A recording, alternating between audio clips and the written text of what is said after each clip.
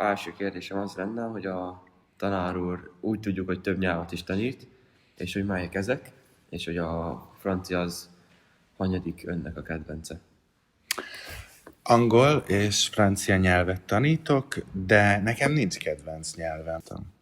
A következő az lenne, hogy voltam már Franciaországba, és miket nézett meg, merre járt.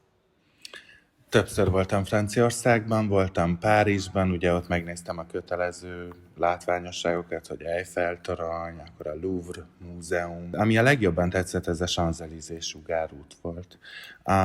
Aztán voltam még Kelet-Franciaországban, Besançonban voltam nyári egyetemen, ahol ilyen francia tanároknak tartottak továbbképzést, ez egy hónapos volt.